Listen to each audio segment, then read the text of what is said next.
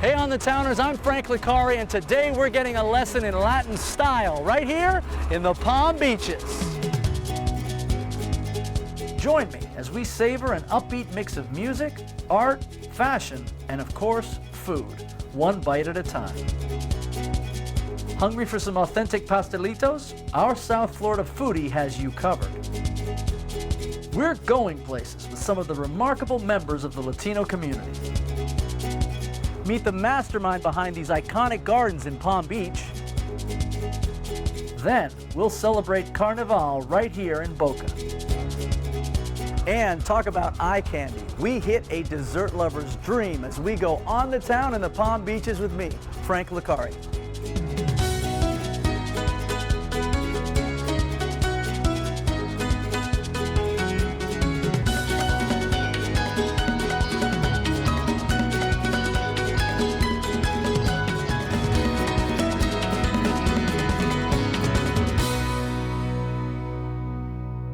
This program is brought to you by Discover the Palm Beaches. Visit thepalmbeaches.tv for more information. Today we're celebrating the growing influence of the Latin community right here in the Palm Beaches through its people, its food, and this fiesta. We're excited to enjoy this fiesta, play some dominoes, grab a cafecito, and learn about the achievements and contributions of Hispanic Americans in the Palm Beaches. I'm gonna dance the entire time I do this interview. So, before we get into the everything, talk to me about this festival, this fiesta, this parade, the Latin Quarter. How long has this been going on? The Latin Quarter started 4 years ago, and we wanted to see how we can bring attention to it. So Sure. That's how it was born. This is Dina's baby. To make the city more aware of where the concentration of Hispanics are within the city. So, you know, from Belvedere South, from the I-95 to Dixie, this whole area is a concentration of heavy Hispanics. And not only that, but you have churches that have Spanish services. You have a grocery store, you have the little bodegas, you have multiple restaurants, and then, you know, the people attract to that area.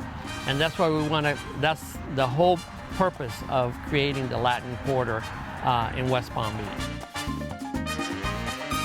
This is a way for us to get together, bring them over, and feel like, okay, let's celebrate our families living in West Palm, let's celebrate our background, let's celebrate our culture, and bring it into one part of the park, or the city actually, with a celebration. This year we had various events, like we had Paso Fino's horses on the parade, and we had bounce houses, we had kids' face paintings. We had multiple vendors offering foods, and we had also multiple vendors representing different entities such as healthcare, legal, and many others. The city of West Palm Beach is one of the most diverse cities in South Florida. We have numerous cultures that are within the Latin Quarter, and that's what we want to focus on. It's really incredible to see how much it's grown, because I'm sure you guys, obviously being here a while, the growth has been immense, Yeah. right? And but you know, we're so proud of the community and how this has grown and is still going to be growing. And what we want to do is get involved more with the community. We're working with the local schools, and we've given 3 scholarships to the students at Forest Hill High School, which is predominantly Hispanic.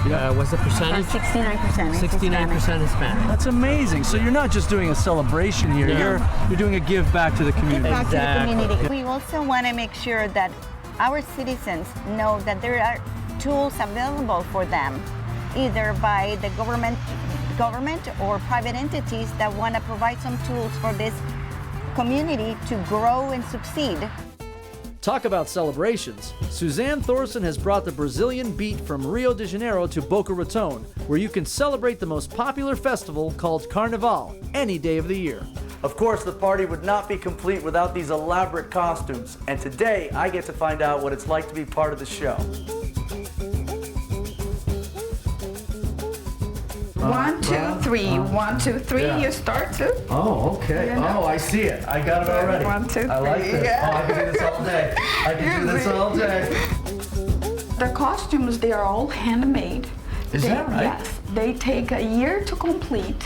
They weigh between 60 and 110 pounds each. And that's with nobody in them. No, we're heavy.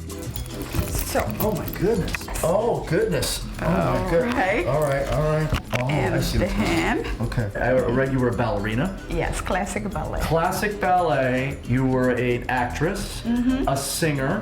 I started to do soap operas and theater and everything. Very cool. And you spent some time in Portugal as well, right? Yes, and that's when going out at night, I saw some Brazilian shows that were not exactly the vision that I would have to portray my Your country. homeland, yeah. And that's when we launched Brazilian Beat, first in Brazil. We have been working for over 30 years. Wow. We travel worldwide. When I moved to US and I decided to do more locally. More local shows. Yeah. There's a huge Brazilian population here. I had no idea. Oh, yes. So that's incredible. At the beginning, I didn't know anyone. I started missing, Sure. your own culture. I started to meet a lot of Latins, not only Brazilians, but Hispanic, Yeah, a all of lot. It's a big community. So, can I get It's here? so heavy. You have an idea of the weight. Oh, and okay. am I doing anything in this? Yeah, like. Oh, look at this. Oh, yeah. Oh, man, I get it. This is great. The colors are all the colors, all materials. And that's the beauty of it. Right. Is really that it's so diverse. It's so. So it's a form of expression, yes. basically. We have all that. We have the colors, we have the stones, so many details. jewels, yeah. And the feathers as Yeah. well. Those are the costumes that you see on the top of the floats during Carnival, so it's really the highlight. Right. So, and the headpiece. So you and become a everything. human float, Yeah. pretty much, right? It's kind of, Yeah. After this, Oh my gosh, there's a harness. we come with this on the top. Of course. Does this come with a chiropractor as well? Do you get one after it's done? We have a whole performance where it's very interactive, so the Gotcha. audience participates a lot. I see. Everyone wants to participate Sure. because it's a big party. At the end, usually is when I bring an extravagant costume. Gotcha. So this goes on your back. Yeah. And then you have also a headpiece. Of course. Right? So everything comes together. Yeah. I mean, has anybody ever looked as good as I look in this? No, you're never. Of course. I'm a natural. After all that partying, it's time to refuel. We're here in Palm Springs at the aptly named Latino Village, where there's no shortage of must-try spots for authentic cuisine. We've asked a popular food blogger who grew up here to be our guide.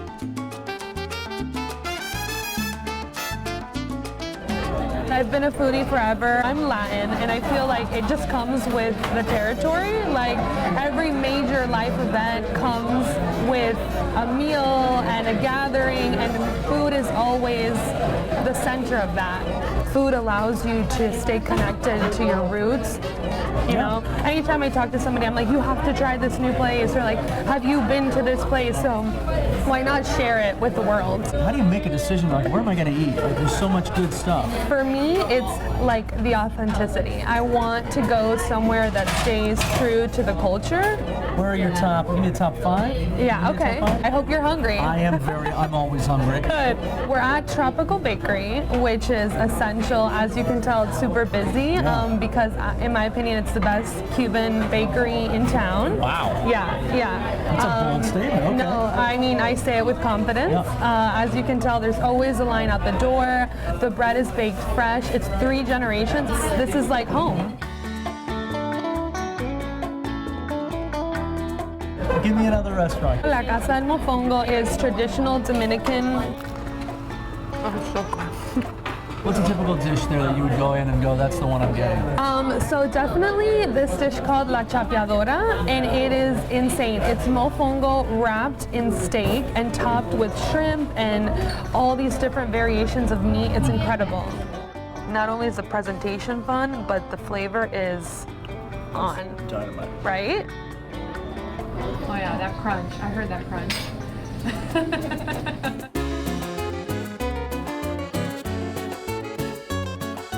Okay, what else? You got? Another good one is La Perrada del Gordo, which is a Colombian burger place. It's actually kind of like a spin on Colombian food, but it's got tons of sauces and like you can't even fit the burger in your mouth. It's so big. Say burger doesn't sound Colombian, but it's like a spin. It's like Colombian street food. Gotcha.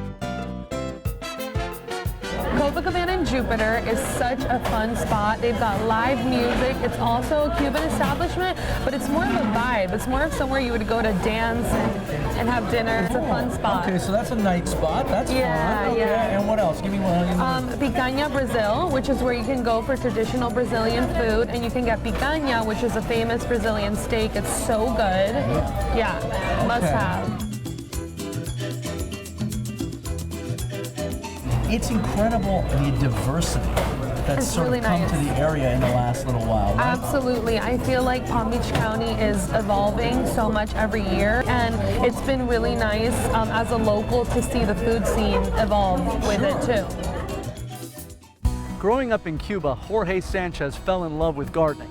When his family moved to South Florida, that hobby turned into a full-time career with a talent that's landed him several prize jobs. Let's get to meet him. I'm a firm believer on that we're all born with a gift, and it took me quite a while to find it, but one day I realized that I love history, I love architecture, and I love plants. You put it together, and that's landscape architecture. I was going to say, that's a pretty unique combination of things. I know. Where did the inspiration come for where you are today? As a child, at the beginning of exile, I was forced to do gardening work, which I hated. Slowly, I started playing around with seeds and planting things and seeing the beauty of developing that. Tell me a little bit about where we stand right now. This is Pan's garden that was done for the Preservation Foundation of Palm Beach about 25 years ago or so. Basically, it was one of my earlier projects. They bought this property, which were basically 2 lots. One of them, the north end, was a nasty parking lot, and where we're standing now was a very dilapidated house. First tree that came in is that oak that came in from Central Florida. It's very fitting that the oak is the centerpiece, The centerpiece, exactly. We were first looking for an oasis in the middle of town. So we're in the center of town, and you feel as if you're out in the country. This was the first planned, man-made native garden in the southeast. There weren't any. You didn't even know that while you were making it? No, we had no idea. Wow, so you were creating history while you were doing this. We created a little bit of history. Good for you. with it. But this isn't the only place you've created. We redid Worth Avenue from head to toe, from building to building. That's a big A number of years. responsibility, right? It was a big one, let me tell you. We unified it by taking the sidewalks and designing them as tabby sidewalks with a design that goes throughout. We did sitting areas every so many feet. We added trees to give a little shade, and we did pocket parks, putting coconut palms up and down the avenue. And Palm Beach is Palm Beach because of the coconut. Right, You know. it makes sense. We are going places, on the town and at the Johnson History Museum, with an exhibit celebrating Hispanic community leaders whose journey will be an inspiration for generations to come. When you decide you're going to do an exhibition on Hispanic heritage in the Palm Beaches, it's a big responsibility, right? Because you have a lot of diversity. Mm-hmm. It was a thought that came from the Historical Society, was born here, and then we created it from that point. And then we started talking about some of the Hispanic leaders in the community. Sure. These are the ones that were selected. And from that, then Rose took over and did what she does best. The research, you're the researcher, right? So you get all these names in a pot and then you start to sort of do the work, digging. The digging. The Yeah. legwork to reach out to them, have those conversations with them about what brought them to our community, what led them to Palm Beach County, and the stories that they had to share. Lots of stories, lots of similar stories, stories that are heartbreaking, heartwarming, and really show how much this area, this community has grown. We want to show the diversity within the whole grouping of the Hispanic and Latin community.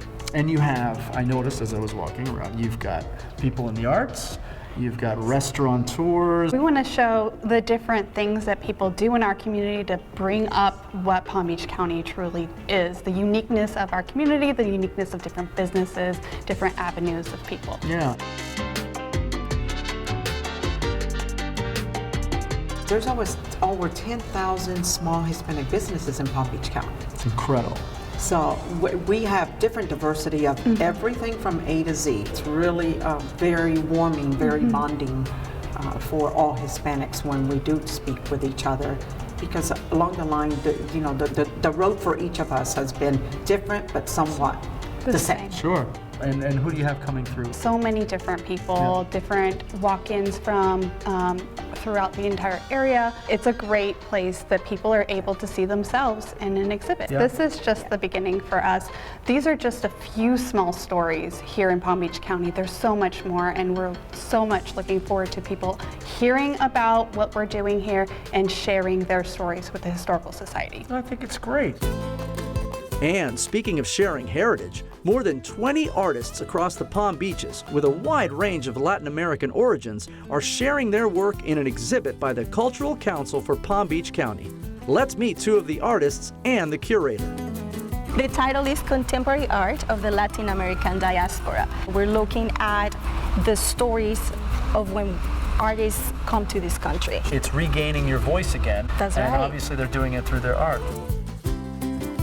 By nature, you know that there's going to be diverse, that there's going to be multiple voices. The exhibition, it features only artists that are resident from West Palm Beach or that they work here.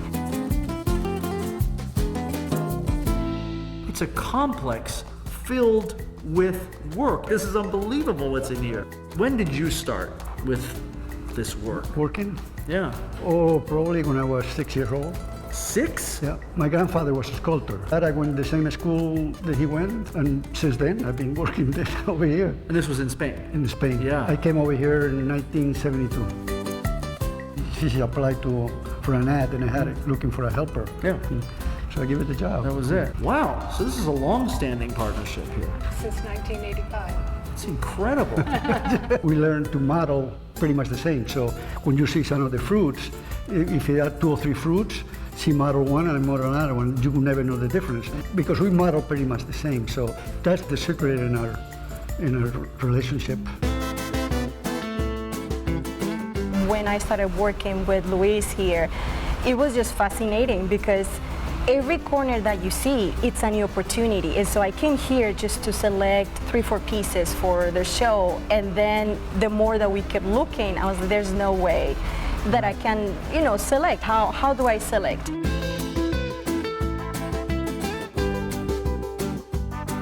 What was the first collaboration that you guys worked on? We decided that we're going to start this kind of large scale fruits. Sort of taking them out of context of what everybody, you pick up an apple, you don't think about it. Right.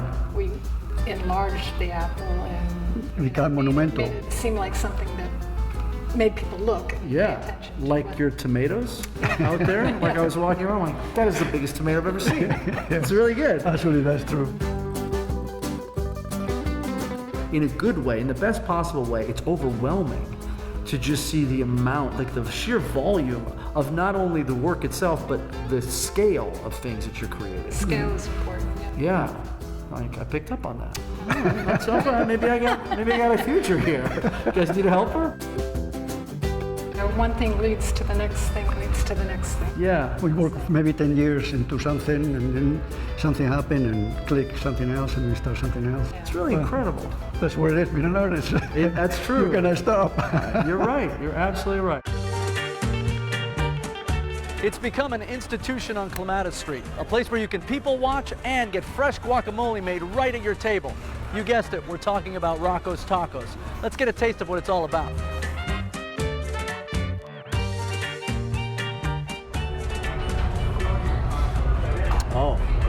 Oh wow. Yeah. Okay. Yeah. Okay. Okay. I see what you're doing here. I see what we're doing. Yeah, this is setting the mood. This concept started about 15 years ago. It's coming up on 15 years. This is the original Rocco's Tacos and Tequila Bar. What's the secret here that you think makes it magic sauce? We're a big happy family, man. We're food driven. We're cocktail driven. We use the best products available. Everything is fresh. You know, we build it one taco at a time, one margarita at a time. You know, if you're into tequilas, we have over 400 tequilas on our tequila list. If you're into mezcal, want to learn about mezcals, we have over 50 mezcals available. So you obviously have a variation on what we would normally say is a Mexican-style type restaurant, right? Absolutely. We came across something like this in Guadalajara, Mexico. I mean, this is a molcajete. This is our molcajete de carne. This is a 100% pure lava rock molcajete that we purchased from Mexico. And then this one is made with marinated skirt steak, marinated chicken, chorizo, grilled peppers, and onion rajas, and our salsa roja sauce. We serve it with a side of fresh corn tortillas or flour, whichever you choose. We actually cook the corn, grind it in-house, and make... Oh, can't have a good taco without a good tortilla, man. Yeah. Our signature is our world famous table-side guacamole, right? Heard a lot about it. You can't get any fresher than that.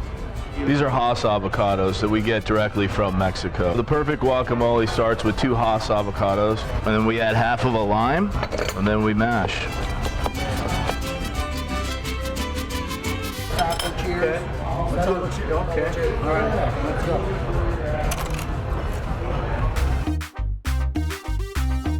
So what are we making here? What do we got? So our second best-selling cocktail off the menu is a Cadillac Margarita. Cadillac. It's our proprietary house sour mix. Okay, how much am I putting in? You're gonna put in 3 ounces. 3 ounces. Now we're gonna use the orange cognac liqueur. Okay, how much am I using? 1 ounce. 1 ounce. We're gonna go 1 ounce Boom. straight to the top. Okay. Now, we're gonna use a beautiful añejo tequila that we use for our Cadillac. Now's the fun part, right? A cocktail's not a cocktail until it's been shaken, right? Got it. Yeah. Come on, baby. That's it. That's it. Wow. Brother. I did all right. I did all right.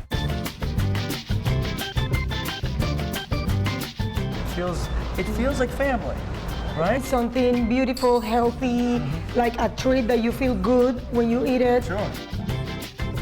My family in Colombia, my grandma used to bake. You know, we have all these recipes, and then we kind of transform it to popsicles, and we wanted to do something fun and beautiful and artistic. What does cielito mean? So it has a lot of different meanings. It can be like sweetheart, the sky, like little sky, my love. My love, my sweetheart. This is the sky. These are beautiful things. Okay, I like that. How is it that the entire family, like your husband's a part of it, right? I see your daughters are in here. Like, Yeah. So my husband and I started together with my mom. My mom, she works in the kitchen. She's actually the kitchen manager. She makes every single pop. Before anything goes out the door, Mama has to say, correct. That one's good. So we have 46 plus flavors. What? So sometimes I'm like, you know, I travel somewhere and I get with an idea. My crazy ideas, she makes them happen. Amazing. Half of the menu is vegan. So we have some of them that are with oat milk and cashew milk. Some of them are ice cream, and some of them are just sorbet, so they don't have any dairy. What would you say would be the first one I should try? What's your favorite? So my favorite's the pavlova, a strawberry base with swirls of dulce de leche and meringue. Wow. That already sounds good. Okay, so can we design one? Oh, I see. You're already going for the sprinkles. Nice work. Good job. Some little rose petals, because why not? White chocolate? Let's do it. Well, okay, Picasso. Look at this. Whoa. All right. Shake it, shake it, shake it. Me or the... Oh, you... Oh, okay. I can also bring my pet here? Yes, we're pet friendly. We have different flavors for dogs. They love it. Oh, so smart. You want one of these? You want a little watermelon, Fleetwood? Yeah? You good with this? Oh, yeah. It's chili. It's chili. Oh, it's a very discerning taste. My dog would devour this in 3 seconds. He has a refined palate. Very refined. Wow. This is amazing. This is one of the greatest things I've ever tasted. Nobody can understand a word I'm saying right now.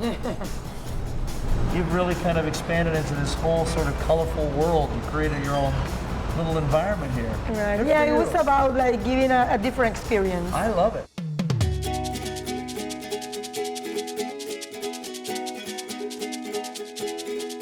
Today, we made a lot of new friends as we experienced firsthand the rich Latin and Hispanic American influences and style in the Palm Beaches through the high-energy dance, music, art, food, and culture. We hope you'll get out and enjoy everything the Palm Beaches has to offer. Join me next time as we go on the town in the Palm Beaches with me, Frank Licari. Oh man, that is yummy. You want to try it? I'm kidding, I'm kidding, kidding. Now, Rich, are you training everybody in this? Is everybody doing it like you?